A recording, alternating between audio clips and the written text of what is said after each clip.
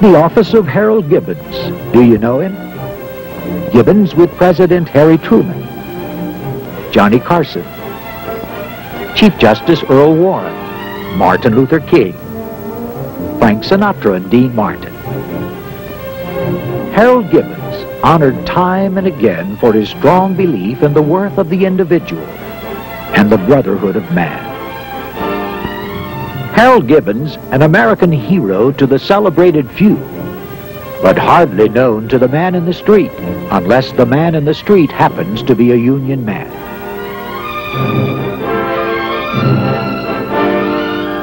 Harold Gibbons is one of the most remarkable men in labor history. This is Charles Blair in St. Louis, Missouri, the home of Harold Gibbons, President of Teamsters Joint Council 13, St. Louis, and Vice President of the International Brotherhood of Teamsters. I visited with Harold Gibbons at his magnificent Council Plaza headquarters, where he has set a standard for labor in the future. Here in St. Louis, Harold Gibbons is building a better world.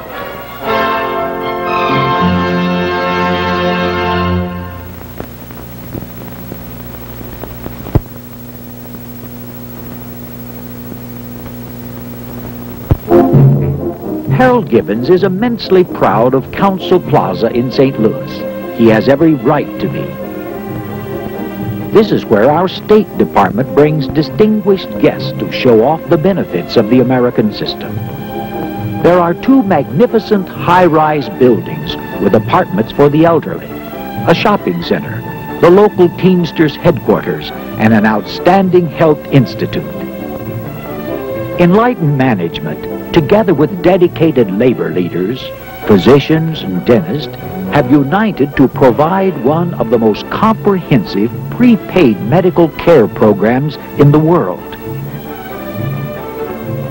Here, the men and women of Local 668 and their families have freedom from the nagging fear of economic loss due to illness or injury. Harold Gibbons' dad was an impoverished coal miner working deep in Pennsylvania soil, a far cry from Harold's suite of offices high above Council Plaza. As a young professor, Gibbons joined the American Federation of Teachers, rose through the ranks, then helped organize the CIO. He joined the Teamsters in 1949. Harold invited me to sit in at a bargaining session between labor and management. His years of experience and his understanding of human needs have earned him the respect of all those around the table. When he speaks, they listen. Equally important, when they speak, Harold listens. His very presence commands attention. Give each of the employers a copy of that so they'll have it in front of them. There's two things before we get down to the cases we have to discuss and come to agreement on. One has to do with the uniform rules and regulations. The second thing, which I now understand was part of the negotiations, and again, doesn't apply to all of the local unions, but we need them for guidelines here, is the matter of the backhaul. Carriers shall have the right to dispatch equipment and drivers to backhauls from areas normally serviced by a foreign terminal, in preference to any drivers employed at the foreign terminal, in order to obtain optimum utilization of equipment. These are the unglamorous, unending hours spent behind closed doors, the moments between the headlines. No celebrities here, just an honest give and take between labor and management, which will play a vital role in moving a bag of cement from St. Louis to Memphis or a box of cereal to your breakfast table. What you have the right to do is grieve it and bring it before the committee, and we'll decide it in here. I agree, Don, but traditionally in this committee we have ruled time after time after time, basically, when this question rose, and it usually arises in Rockmart, the employer has got to have the right to utilize his equipment. It completely bypasses your seniority dispatch the way it's written right now. Well, I'm not governed by it in my area. So this provides for backhaul operations whether or not half of your guys are standing. The talk is of deadheading, backhauling, new safety precautions, cash on delivery, garnishment and layoffs. And new words are being added to the Teamsters' vocabulary.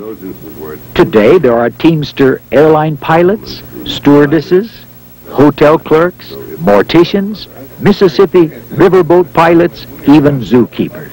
Now, I would suggest that it's binding on all of us. We'll live with it till the end of the contract. If it's not, as he says it's not in his contract, then maybe it'll be a guide for us here.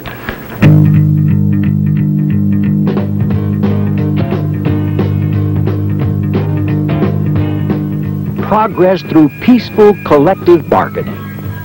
70 years ago, a Teamster worked 6 full days and Sunday morning. 70 years ago, there were 2 holidays a year, the 4th of July and Christmas. 2 days off for which no one was paid. 70 years ago, Teamsters worked 100 hours a week for $10. There has been progress.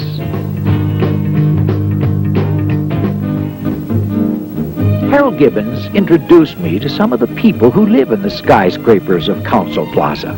The moderately priced apartments are open to all and are all air-conditioned and tastefully furnished. In this retirement community, the quality of life is outstanding. The food is excellent and is served in a lovely dining room. There's a wide range of activities, from shuffleboard to ceramics.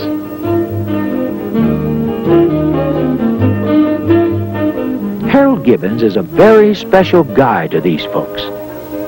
They're proud of him, and proud, too, that our government shows off their home to the outstanding labor leaders of the world. Harold, who are some of your best friends in labor?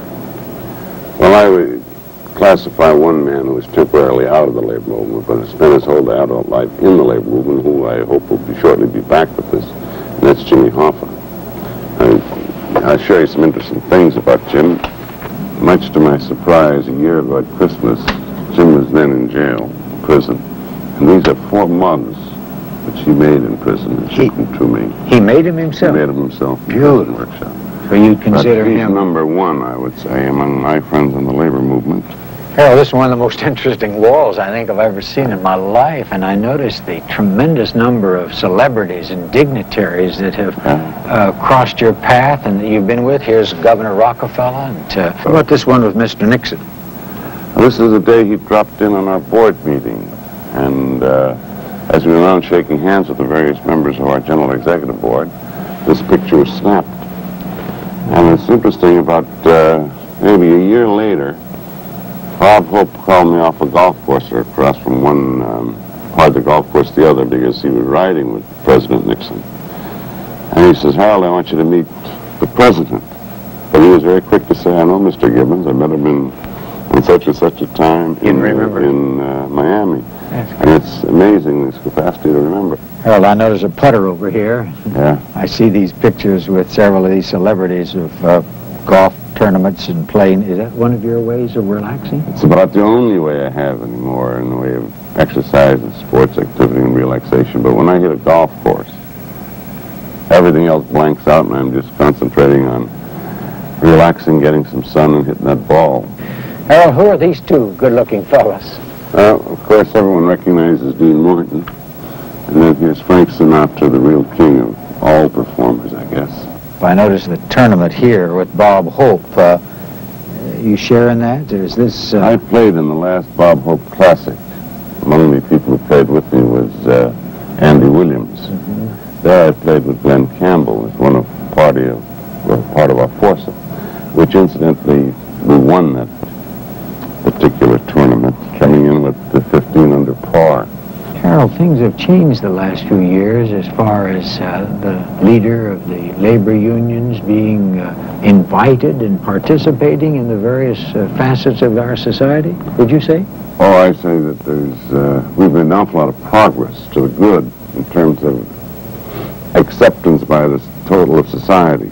We still have our problems, I think, in the industrial scene. But when you look around here, you see some pretty wonderful people, and very happy to spend time in a labor leader's company and take pictures with them and so on. Harold Gibbons remembers a time when men and women went hungry, and labor was a dirty word, a time when labor leaders were not welcomed by celebrities or statesmen.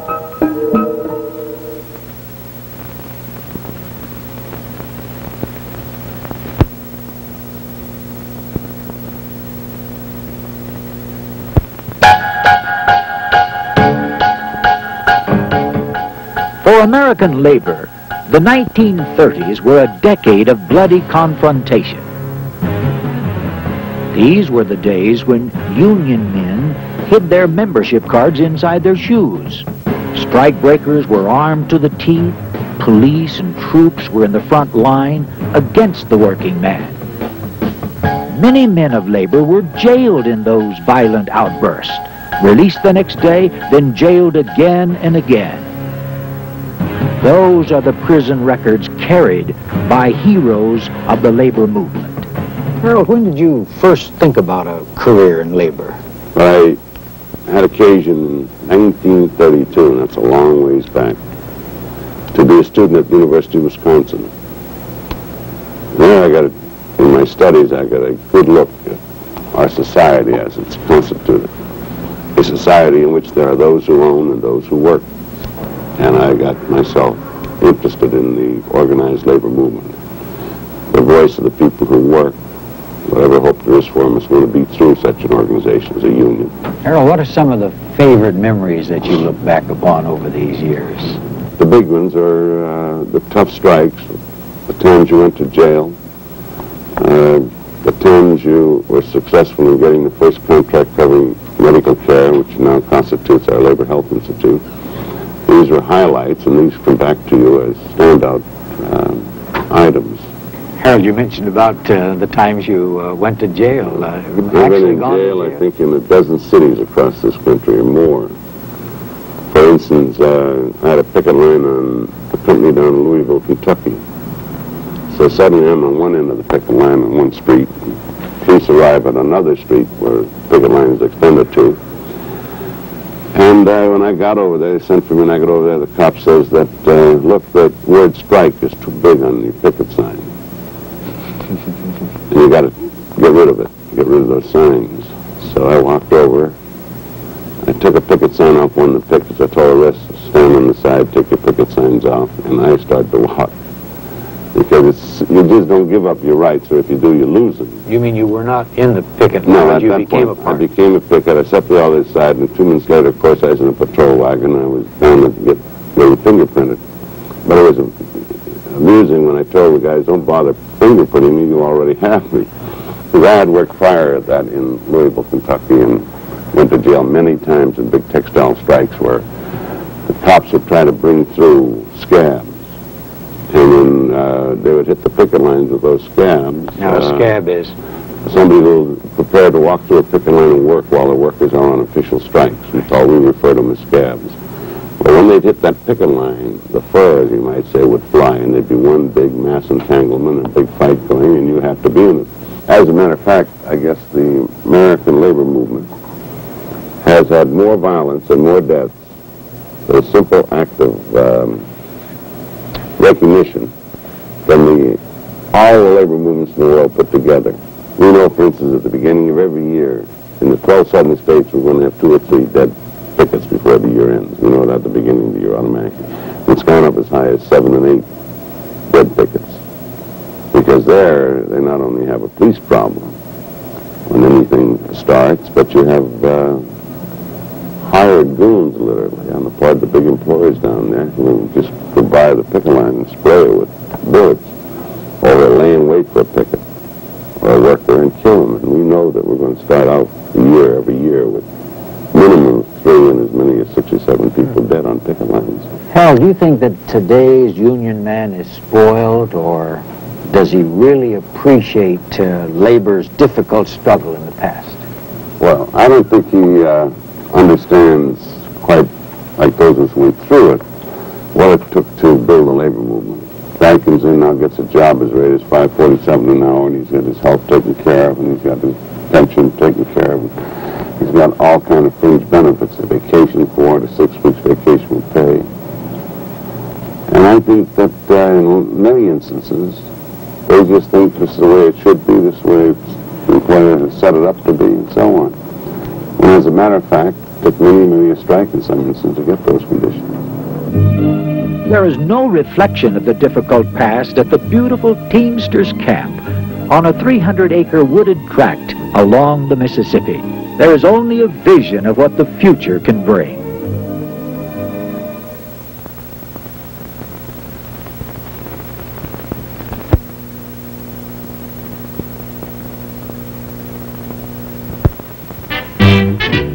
This is the magnificent health and medical camp of the Teamsters Local 668, Harold Gibbons' dream come true.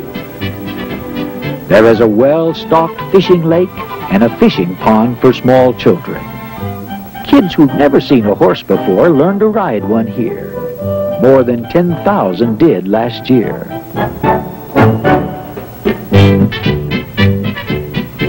There are 2 fine pools, arts and crafts buildings, snack bars, an animal farm, athletic fields, picnic and camping areas, all fully integrated, all for the members of Local 668, the Teamsters. This is the children's overnight camp with 4 two-week summer sessions for boys and girls 8 to 13. The supervision is excellent. Counselors are carefully taught to lead, not to boss. The counselor's manual stresses the belief in the brotherhood of all men. I've never seen a happier, healthier bunch of kids.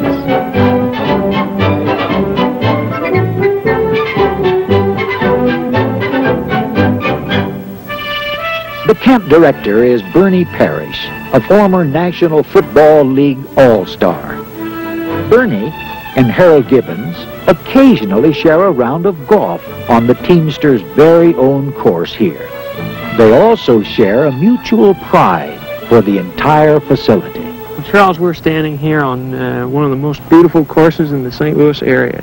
It is very heavily played by our membership, and it's really a very proud facility. Did you say the prices there are none? Well, they're almost. It is a quarter greens fees to play golf, and we did have to raise prices at our golf course restaurant. We're selling a 16-ounce prime sirloin steak for $2.50, and we had to raise it to $3.85 to cover the cost of the steak. You mean you can come here and play 9 holes for 25 cents? You sure can. As often as you want to. As often as you want. My greatest fear is that all 14,000 families don't decide to come on the same day. Bernie, how did it all come about?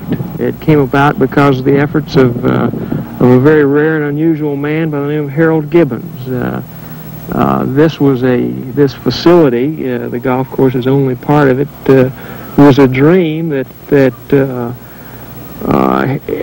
Harold Gibbons was able to make a reality, and that is really an unusual thing. There are lots of people have dreams, but to make it a reality, that's what makes it unusual.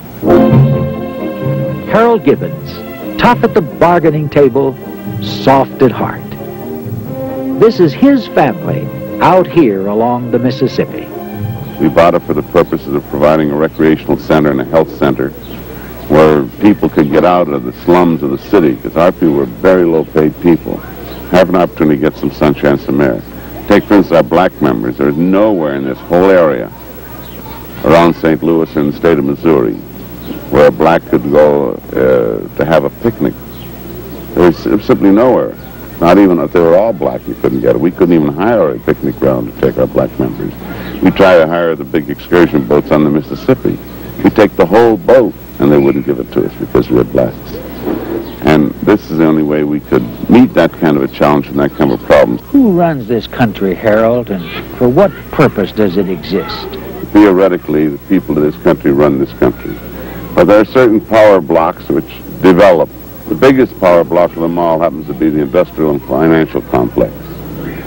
And I suppose maybe being human, or maybe our society lacking the kind of ideals it should have, or I'd like to see it have, some of these blocks operate in a very selfish fashion.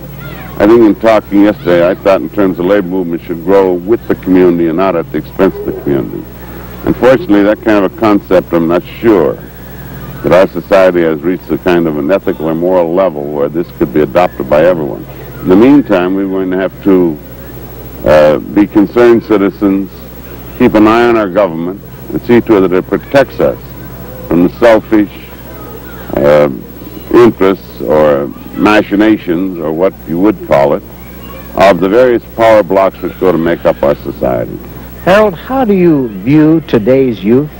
I think that the whole business of the rejection of our society on the part of a lot of the kids, the business of the beards and their own mode of life, whether we approve of their lifestyle or not, I think it's a reflection of the fact they're rejecting a society which has lost its way in a large measure in terms of its moral values.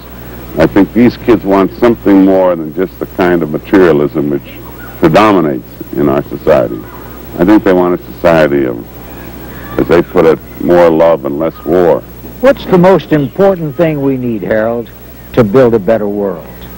I think more than anything we should let people have a chance to express their goodness. I think we build a kind of a society which in most instances brings out the worst in men. We cultivate concepts of greed and avarice and acquisition, and we make heroes out of those people. If I had $100 million today, believe me, I'd be the most important man in a sense in America. And that doesn't make me a good man. I think of your work in Denver being 10 times more important than if you had $100 million in your own right. And I think that that's the hope, if we can just give people the right to let their goodness come through. Confidant of celebrities and statesmen, Harold Gibbons uses his prestige to benefit those who have no other spokesman. He is fully aware of his power and equally aware of his responsibilities to his union, his community, and his fellow men. Harold Gibbons has worked long and hard to make this a better world.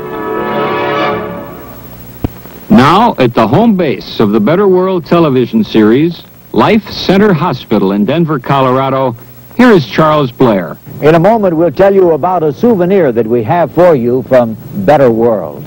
That's quite a strip of land that runs along the Mississippi River where teamsters' children swim and play, getting to know about nature and each other, where families gather and picnic while enjoying the sunshine and the breeze. Children and families, black and white, all enjoying life along the Mississippi together, because Harold Gibbons and men like him care enough about people to organize and fight for the rights of the working man. It's only a small strip of land compared to the whole of this country, but it shows what can be done. It shows us that people can enjoy life together. The children raised free from prejudice don't see color as a barrier to friendship. It proves that if we are determined, we can build a better world. Here is a copy of the Better World book containing highlights from the series. In it you'll find over 50 full-color pictures shot on location around the world and exclusive interviews with the most vital people of the 20th century. This book is yours free and postpaid by simply writing Life Center, Box 35, Denver, Colorado. There's absolutely no obligation. Just write Life Center, Box 35, Denver, Colorado, and ask for your free copy of the Better World book. That address again is Life Center, Box 35, Denver, Colorado. And now, Mr. Blair. Thank you, and I'm looking forward to hearing from you. And now until next week, this is Charles Blair at Life Center Hospital, Denver, Colorado, inviting you to join with us in making this a better world.